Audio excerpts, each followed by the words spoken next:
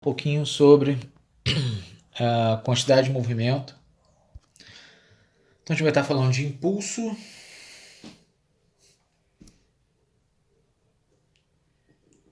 e quantidade de movimento, beleza? Então impulso e quantidade de movimento é o tópico da aula de hoje. Primeira coisa, impulso.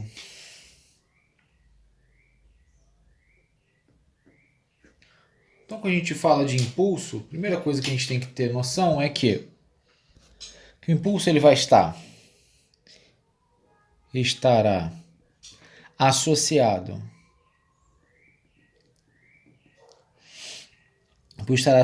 à força aplicada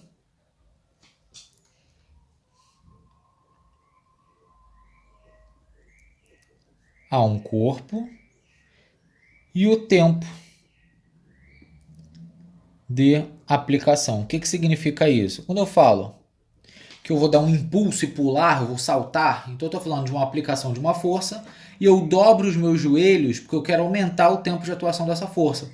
Que o momento enquanto eu estou subindo, enquanto eu ainda não tiro o pé no chão, eu ainda estou fazendo força. Então, tem relação com a força e com o tempo. Então eu consigo relacionar direto. Eu posso falar que o impulso ele é diretamente proporcional à força e o meu impulso ele é diretamente proporcional ao tempo. Quanto maior o tempo de aplicação da força, maior o impulso. Quanto maior a força, maior o impulso. Dessa forma, a gente consegue achar formulazinha de impulso. Ela vai ser igual a força, que é uma grandeza vetorial, vezes o intervalo de tempo de aplicação desta força. Beleza? Então tem aí formulazinha do impulso. Posso colocar aí o que significa cada uma. Esse é o meu impulso. Aqui é a minha força. E aqui é o tempo de aplicação.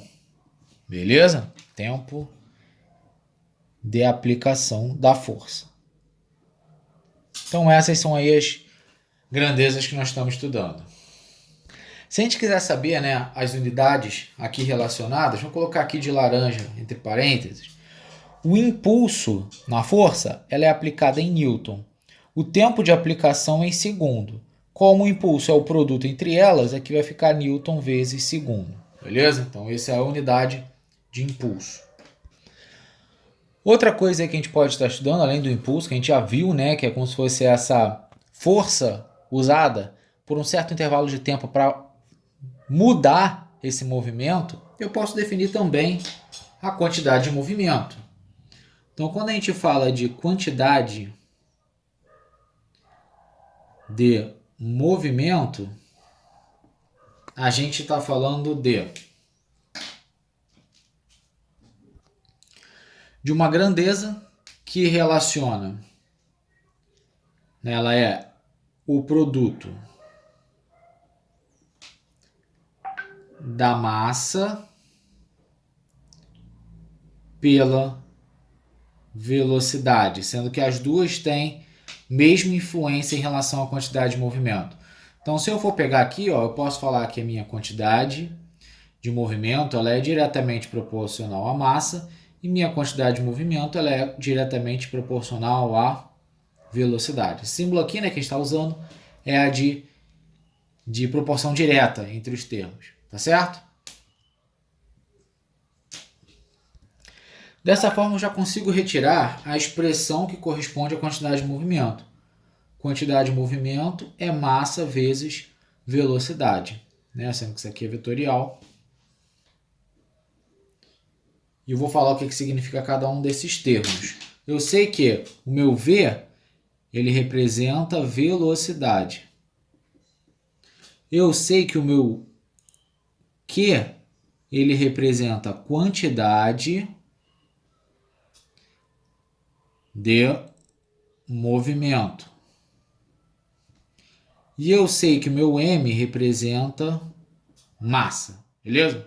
Se eu fosse colocar aí as unidades dentro do sistema internacional, velocidade em metro por segundo, massa em quilograma e a quantidade de movimento ela vai ser, obviamente, uma combinação, Então vai ficar quilograma vezes metro por segundo.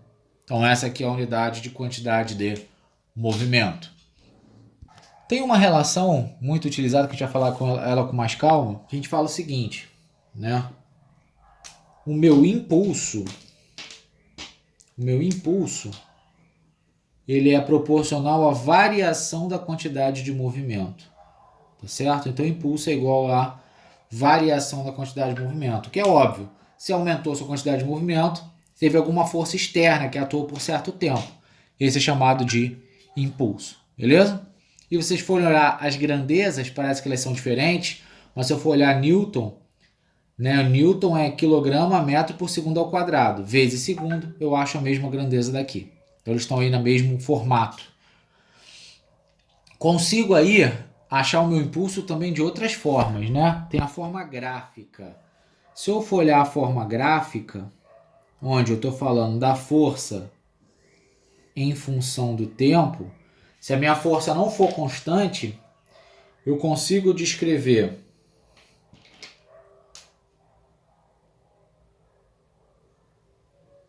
tenho aí. Então eu consigo descrever o meu impulso, marcando os pontos. Marquei os dois. Eu tenho intervalo de tempo e eu tenho a força aplicada, que eu vou chamar de FA. Se eu quero saber o impulso, é só calcular a área, tá bom? Então, se eu tiver um gráfico F por T, o impulso vai ser igual à área desse triângulo aqui, essa área aqui de baixo. Então, eu posso falar que impulso é igual a área. Teorema importante que de vez em quando cai aí nos problemas. Então, continuando, esse nome aqui, já aproveitar e já interligar com o próximo capítulo, esse aqui de cima é chamado de teorema do impulso. Eu acho que está representado assim lá no livro, no capítulo 16. Beleza? Então, é o teorema do impulso, que está relacionado à quantidade de movimento, à variação dessa quantidade. Aqui a gente está falando do princípio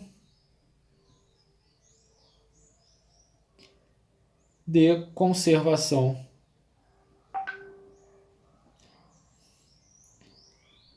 da quantidade de movimento, tá? Então isso aqui está associado ao tópico de cima envolvendo o teorema do impulso. Então vamos avançar. O capítulo era curtinho, eu já vou falar do 16, né, que ele também é curto, para a gente finalizar essa aula. Então já vamos avançar para o princípio que a gente comentou lá atrás, falando do princípio de conservação. Princípio de conservação da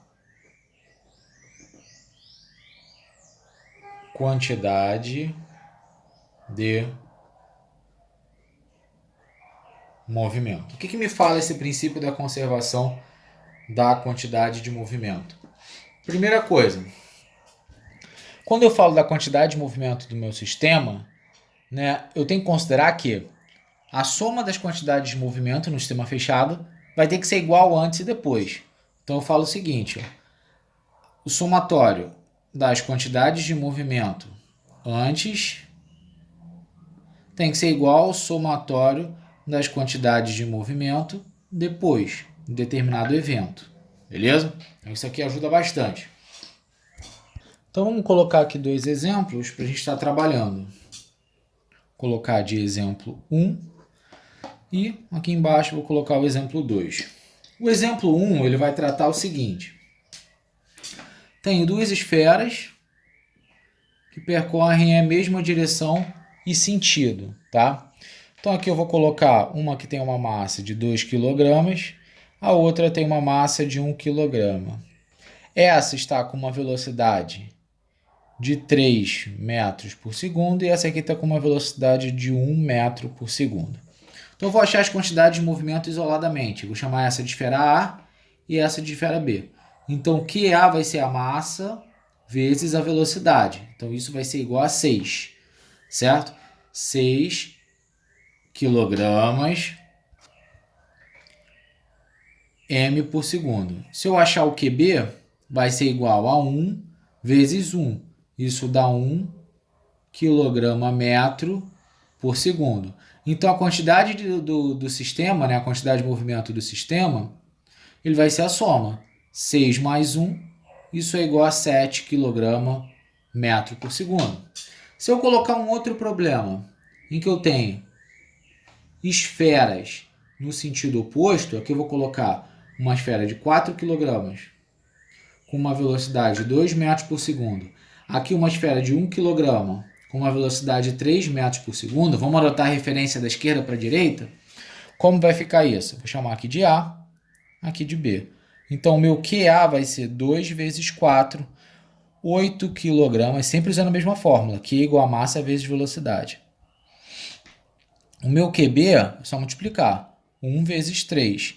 Então, é 3 kg metro por segundo. Então, se eu for achar o Q do sistema, isso vai ser igual a 8, que eu considerei como sendo positivo, menos o 3 que está no sentido oposto.